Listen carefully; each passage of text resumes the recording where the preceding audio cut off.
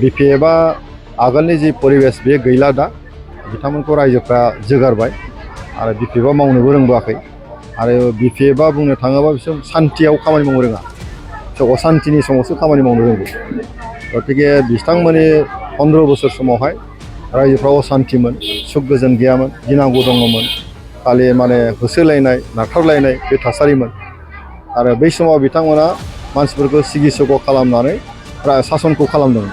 नाथाय दिनैहाय सान्थि फैबाय 7 तारिख मे थामथि एबा जोबथा जे फारियाव जानो थांगासिनो दङ जोंनि क'क्राझार लकसभा बिसायख'थि बेवहाय जयन्त बसुमतारीखौ देरहानो थाखाय जोंनि इउपिपिएल बिजेपि आरो एजिपि मोनथाम दोलोआ ज' जानानै खामानि मावगासिनो दङ आरो बे खामानिया बिराद मोजाङै सोलिनानै दङ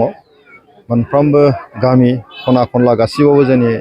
जे प्रसार अभियान खालामनाय फोसावदिंनाय हाबाफारिया मोजाङै सोलिगासिनो दङ आरो रायजो राजाफोरनि जिबायदि मोनसे अनसायनाय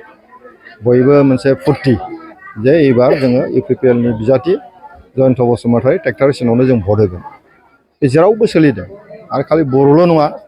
बेवहाय नोङो मुसलमानानो जा राजबंशियानो जा बेंगलियानो जा राभा गार' जेसेबां जाथि जन'गस्ति दं बयबो ज' जाजाय जोंनियाव एबार इउपिपिएल हान्जानि बिजाथिखौ देरहाहोनो थाखाय बयबो माने मिनि खुसियै ओंखारबोदों बे जोंनि थाखाय खोब मोजां आरो जों देरहासार जागोन बेवहाय खुनु गोनो गोथो गैया बिपिएफआ आगोलनि जि परिबेस बे गैला दा बिथांमोनखौ रायजोफ्रा जोगारबाय आरो बिपिएफआ मावनोबो रोंबोआखै आरो बिपिएफआ बुंनो थाङोबा बिसोर सान्थियाव खामानि मावनो रोङा बिसोर असान्थिनि समावसो खामानि मावनो रोंगौ गतिके बिथांमोननि 15 बोसोर समावहाय रायजोफ्रा असान्थिमोन सुख गोजोन गैयामोन गिनांगौ दङमोन खालि माने होसोलायनाय नारथारलायनाय बे थासारिमोन आरो बै समाव बिथांमोना मानसिफोरखौ सिगि सग' खालामनानै सासनखौ खालामदोंमोन नाथाय दिनैहाय सान्थि फैबाय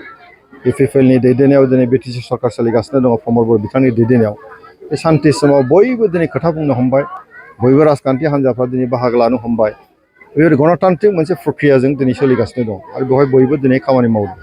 आरो बेबायदि थासारियाव बिपिएफआ खामानि मावनो रोङा गणतन्त्रआव बिथांमोना खामानि मावनो रोङा ओंखायनो दिनै बिथांमोना मोलेले जालांबाय गतिके गणतन्त्रआव बयबो गोहोगोरा जानांगौ ओंखायनो जों नायदों दा बिटिसिआव हाग्रामा महिलारिया बिटिसिनि अप'जिसननि दैदेनगिरि बियो बिटिसिआव फैनानै रायजो राजाफोरनि बाथ्राफोरखौ बुंनांगौ बिर'धिनि जे माखासे बाथ्राफोरखौ बुंना होनांगौ रायजो राजानि गोनांथि बाथ्राफोरखौ खिन्थु बिथांमोना फैया खार'ना बेनो बिथांमोना बिर'धियाव थानानै खामानि मावनो गोसो गैया बा खामानि मावनो रोङा गणतान्त्रिक भाबै बिथांमोना खामानि मावनो रोङा बे बाथ्राया रोखा जादों गतिके दिनैनि थारिखआव बिपिएफआ लासै लासै मोलेले जालांबाय जोबलांबाय आरो जोंनि इउपिपिएलआ बिराद मोजां मोनसे अबस्थायाव दिनै खामानि मावगासिनो दङ आरो जोङो बिटिसि ओनसोलनि 35 लाख मानसिफोरनि जौगानायनि खामानि लानानै जों दिनै हाबा मावगासिनो दङ भारत सरकार आसाम सरकार जोंखौ अनगासिनो दङ जोंनि फारफ्रोमबो बिथिङाव जोंखौ मदद होगासिनो दङ आरो बेनि थाखायनो जोङो मोनसे गोजोर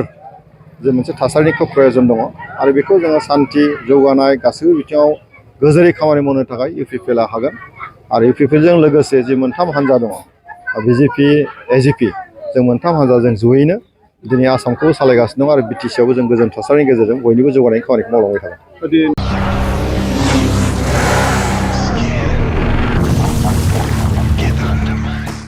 गोजोनथाव खौरां सेरफांगुरि बाजाज श'रुमा बाजाज बाइक सालायनानै मोजां मोनग्रा रायजो राजाफोरनि थाखाय गोजोनथाव खौरां लानानै फैदों सेरफांगुरि बाजाज श'रुमा ईद एन्ड बिहु दामाका अफार होगासिनो दं क'क्राझार जिल्ला सेरफांगुरियाव थानाय फुंखा इन्टारप्राइज बाजाज श'रुमा 22 मार्चनिफ्राय 30 एप्रिलसिम ईद एन्ड बिहु दामाका अफार आरो एक्सेन्सनि खाबुफोर होगासिनो दं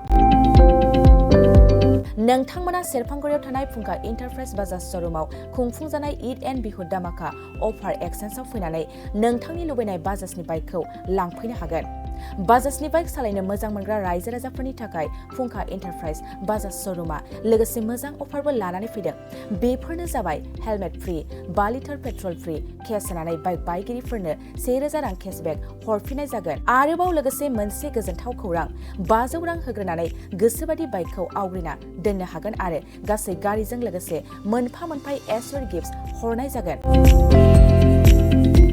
फुंखा इन्टारप्राइज बाजाज श'रुमा 7,999 रां बेसेनावनो डाउन पेमेन्ट होनानै बाइक लानो हागोन आरो जायखिजाया बाइकखौनो एक्सेन्स खालामनायनि खाबु लानानै फैदों आबुङै मिथिनो थाखाय 6003817191 7002240725 आरो 9101547892 बे जानबुं नाम्बाराव खौरां लाहरनो हागोन।